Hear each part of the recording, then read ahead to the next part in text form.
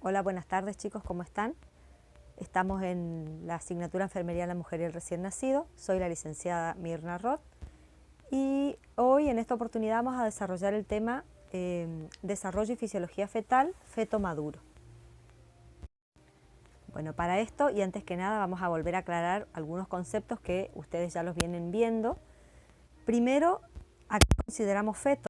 Bueno, en este sentido podemos decir que feto se considera a partir de la 8ª semana después de la fertilización o 10 semanas si se lo cuenta, digamos, a partir del primer día de la última menstruación.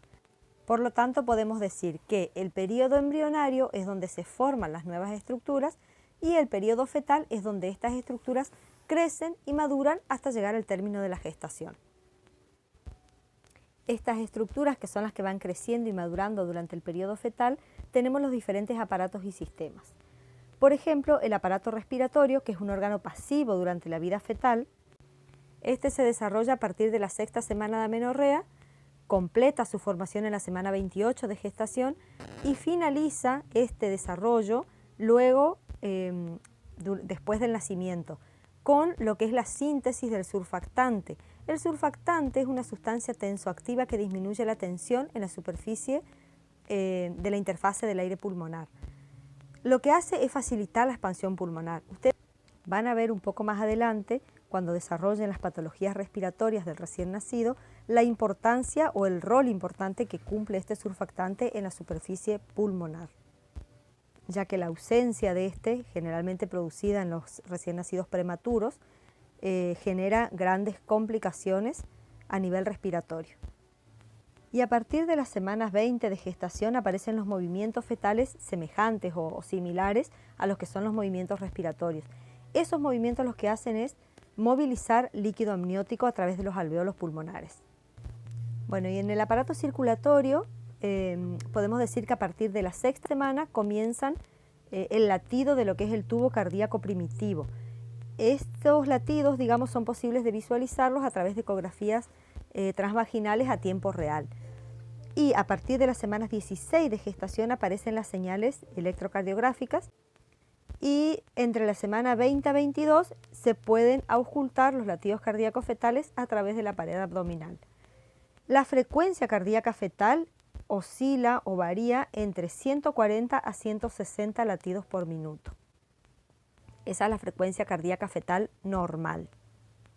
Bueno, y en el sistema vascular lo que podemos ver es que conforme, digamos, avanza o se desarrolla el disco embrionario y se va rotando ventralmente, se van reduciendo los espacios que hay entre las estructuras, de tal manera que oblitera o fusiona, digamos, estos vasos o este sistema vascular, quedando al final de este trimestre solamente los vasos umbilicales.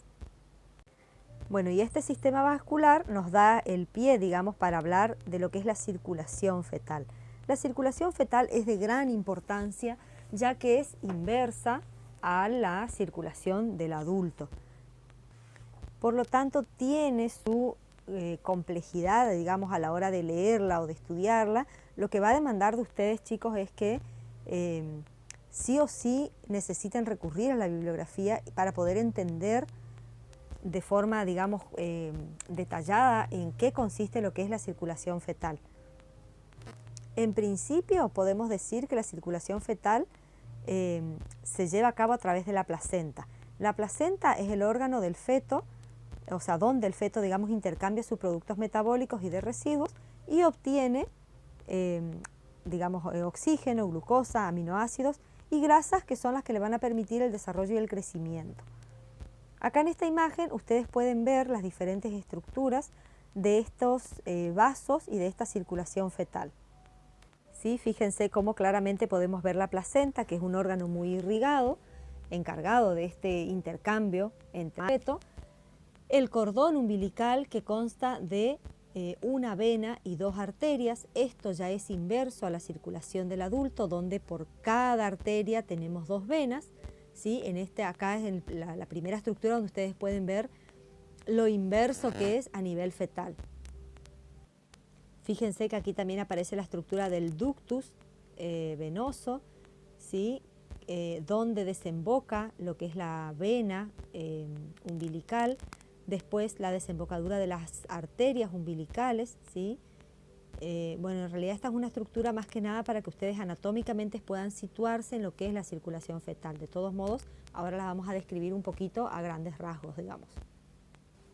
Bueno, y estas estructuras vasculares, fetales, tenemos la vena umbilical, que fíjense que es el vaso que va desde el cordón umbilical hasta el hígado, el cual lleva la sangre oxigenada al cuerpo. Fíjense que la vena es la que lleva sangre oxigenada, ¿sí? Siempre piensen inverso a lo que es la circulación en un adulto o en la vida extrauterina.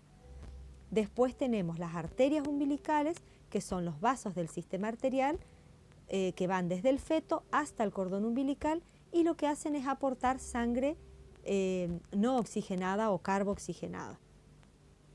Después tenemos los conductos venosos, que son los vasos que conectan el hígado con un vaso mayor, que en este caso es la vena cava inferior. El foramen oval, que es la abertura intraauricular, que cumple la función de facilitar el movimiento de la sangre oxigenada a través del cuerpo del feto. Y los conductos arteriosos, que comunican la arteria pulmonar y la aorta, ¿sí? La aorta en este caso es un vaso, digamos, de gran calibre, que suministra sangre oxigenada al cuerpo del feto, ¿no? Fíjense que el sistema o el circuito que tiene dice que la sangre procede de la placenta con un alto porcentaje de oxígeno, llena de nutrientes que son los adecuados, digamos, para oxigenar al feto. Esta sangre se canaliza por la vena umbilical a través del cordón umbilical hacia la pared abdominal y a través de la vena umbilical en su trayecto hepático se continúa con el ductus venoso hepático. O sea, el hígado es el primer órgano fetal perfundido por la sangre oxigenada. El transporte, digamos, de oxígeno es elevado, tiene una concentración de saturación aproximadamente del 75%. Bueno, fíjense que la conexión anatómica que existe entre la vena cava inferior y el ductus permite que la sangre oxigenada procedente de la vena umbilical llegue a la aurícula izquierda y este volumen representa el 46% del volumen minuto fetal total, ¿sí? De esta manera lo que se asegura es la oxigenación de las grandes cavidades, que en este caso son la circulación coronaria y la circulación cerebral. Bueno, la mayor parte de la circulación venosa, retorno del feto, es con menor porcentaje de oxígeno, procede de la porción superior del cuerpo fetal y llegan a la vena cava superior, de ahí pasan a la aurícula derecha, luego al ventrículo derecho y de allí a la arteria pulmonar. La aurícula derecha también recibe sangre desaturada del retorno venoso periférico inferior a través de la vena cava inferior y también de la circulación coronaria de retorno a través de los senos coronarios, y ambos se incorporan al flujo del ventrículo derecho. En esta parte o en esta porción podemos ver que ya hay un descenso del flujo sanguíneo fetal o del gasto cardíaco fetal. Hay un descenso ya en un 60% y fíjense que la resistencia pulmonar elevada no permite que el flujo sanguíneo aumente a nivel de los pulmones. Este bajo nivel de presión de oxígeno en la sangre arterial lo que provoca es una hipoxia fisiológica fetal. Ese bajo nivel de oxígeno es de gran importancia o resulta crucial, digamos, ya que lo que hace es mantener el ductus arterioso abierto y el árbol vascular pulmonar contraído. Y en ausencia, digamos, de la función de intercambio gaseoso, lo único que hacen es recibir una pequeña porción del volumen de sangre. Esta porción equivale a entre un 4 a un 15% de lo que expulsa el ventrículo derecho hacia la arteria pulmonar. En su mayor parte, la sangre de la arteria pulmonar es derivada hacia la aorta torácica a través del conducto arterioso, que transporta un 60% del volumen sanguíneo total hacia la aorta torácica y hacia la aorta abdominal. El ventrículo izquierdo lo que hace es mantener digamos, la circulación torácica y abdominal a través del ductus o del arco del ductus, mientras que el ventrículo izquierdo mantiene la circulación coronaria y cerebral a través del arco aórtico. Por lo tanto, ambos ventrículos y arterias soportan la presión del sistema de la aorta, ¿sí? Fíjense que la circulación fetal se completa continuándose con la aorta abdominal, donde disminuye el flujo sanguíneo para las vísceras abdominales, las arterias ilíacas y la circulación de los miembros inferiores. El mayor volumen sanguíneo de la aorta abdominal lo reciben ambas arterias umbilicales, que se dirigen hacia la pared externa del abdomen, bordeando la parte superior de la vejiga urinaria, para constituir las dos arterias umbilicales del cordón umbilical en su trayecto intraabdominal, cerrando, digamos, de esta manera la circulación fetoplacentaria, donde lo que hacen es transportar la sangre desaturada para su depuración y recambio placentario. Bueno, y esto al final de la gestación y en el momento del nacimiento tenemos que hablar de lo que es la circulación neonatal.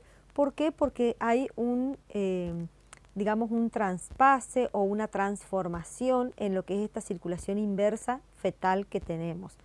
Fíjense que durante el nacimiento y en las primeras horas ocurren los grandes cambios importantes a nivel circulatorio en el recién nacido.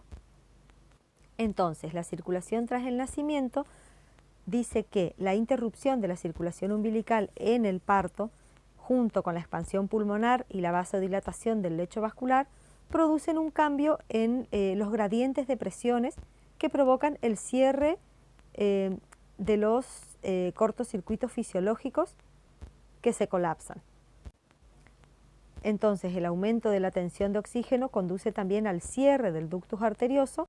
A la vez, se dilata el lecho vascular pulmonar y se establece de esta manera una circulación como la del adulto. Después tenemos lo que es el cierre de la circulación umbilico-placentaria. Se produce con la ligadura del cordón umbilical. La expulsión de la placenta provoca un aumento de la resistencia vascular sistémica, con un aumento de la presión aórtica a mayor nivel de la presión de la arteria pulmonar.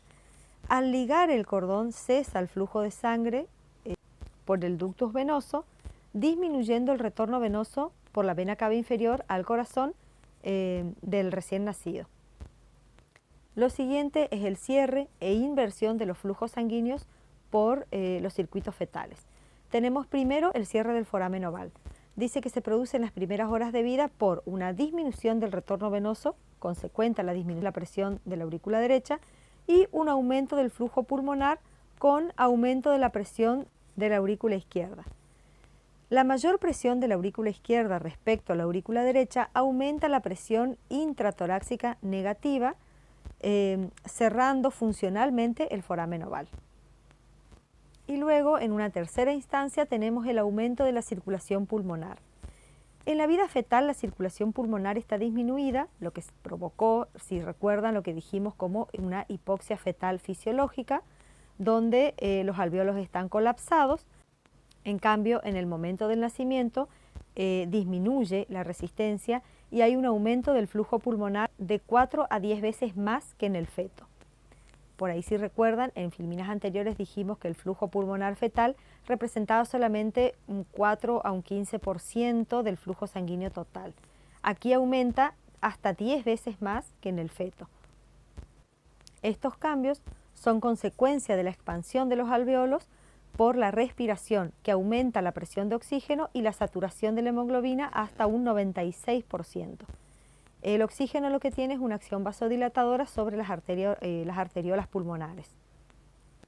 Aquí el comparativo donde ustedes pueden ver los cambios del mecanismo circulatorio al nacer según las diferentes estructuras, el funcionamiento tanto en la parte prenatal como en la postnatal, para que ustedes puedan identificar los cambios que se producen en cada una de estas estructuras de forma más sintética y comprender, digamos, de forma más simple.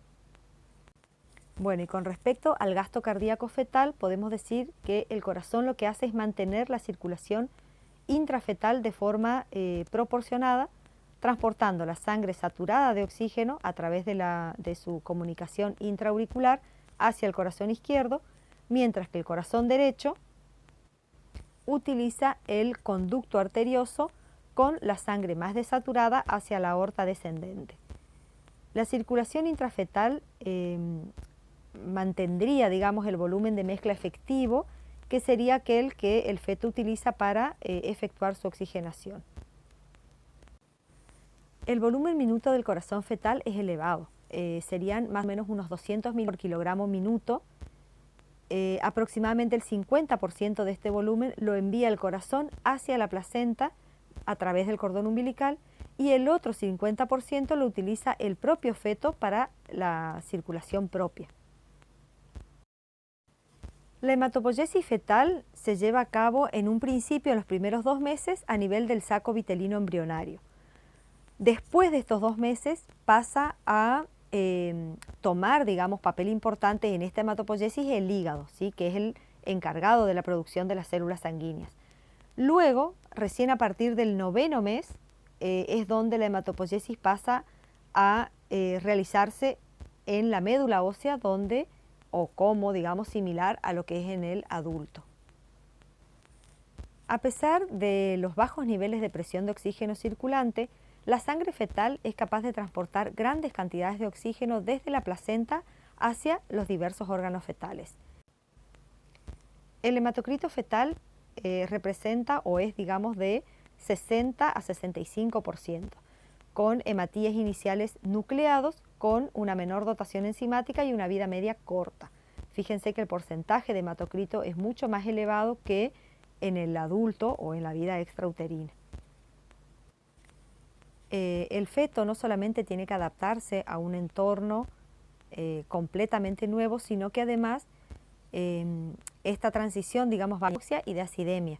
Pero el feto cuenta, digamos, con un mecanismo de defensa que le permite afrontar una pronunciada deficiencia de oxígeno durante el trabajo de parto.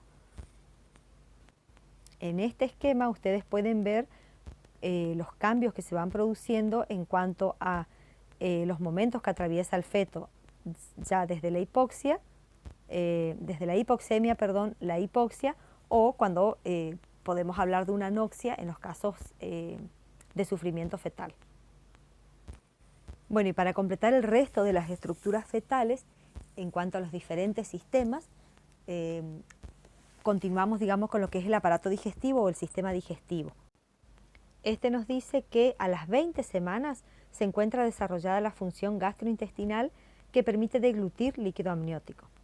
El volumen del líquido amniótico que deglute el feto de término, digamos, es de 450 mililitros en 24 horas. El intestino está ocupado por meconio, que es una sustancia de color verde, estéril, pegajosa, y está compuesta por restos epiteliales, bilis y elementos de líquido amnióticos deglutidos. La función hepática difiere del adulto, ya que las enzimas figuran en cantidades reducidas. El hígado conjuga una pequeña cantidad de bilis y las excreta a través de los conductos biliares del intestino. El glucógeno aparece en pequeñas concentraciones en el segundo trimestre, pero se triplican las cantidades casi al término del embarazo. Y la función endocrina del páncreas, o sería la secreción de insulina, aparece recién a partir de las 13 semanas, respondiendo a lo que corresponden las hiperglucemias maternas, ¿sí? Teniendo en cuenta este tiempo, 13 semanas de gestación, generalmente la aparición de la hiperglucemia materna o de lo que sería la diabetes gestacional. En cuanto al aparato urinario, dice que entre la semana 13 y 14 las nefronas tienen la capacidad excretora a través de la filtración glomerular. La orina es hipotónica respecto al plasma fetal y es de 10 mililitros a las 30 semanas y de 30 mililitros al término de la gestación. Bueno, acá en esta imagen pueden ver cómo ya hay secreción de líquido pulmonar, deglución por parte del feto, eliminación, excreción de orina, ¿sí? Es como un gráfico, digamos, de cuando estamos hablando del feto maduro y todas las funciones ya aparecen. A nivel endocrino podemos decir que a partir de las 12 semanas de gestación ya se han encontrado en fetal corticotrofina, somatotrofina y tirotrofina, aunque ninguna de estas tiene influencia sobre el crecimiento fetal. En este momento, ¿no? Sabemos que después son las que sí intervienen en el crecimiento y desarrollo en la vida extrauterina. Bueno, y a nivel neuromuscular Entre las semanas 7 y 8 de gestación aparecen los movimientos activos en masa. Aumentan cuando aumenta la gestación entre las semanas 29 y 38 y luego disminuye hasta el parto y estos están influidos por los ciclos de vigilia y de sueño materno, digamos. La deglución, como habíamos dicho, se evidencia a partir de las 20 semanas de gestación, pero la coordinación succión-deglución no existe hasta llegada a las 34 semanas de gestación. Bueno, y hasta aquí hemos llegado con lo que es el desarrollo y la fisiología fetal. Es un tema bastante complejo, muy lindo de comprender y de leer a profundidad, así que los invito a que puedan indagar en la bibliografía, que en este caso utilizamos el Schwartz, que es nuestro libro de cabecera. Por supuesto, como siempre les digo, ustedes pueden leer de otra bibliografía, en eso no hay ningún problema con eso, digamos. Sí es importante que sea una bibliografía confiable, ya que no va a haber mucha variación entre un autor y otro. Bueno chicos, los dejo, que tengan buena jornada y hasta la próxima clase. Saludos.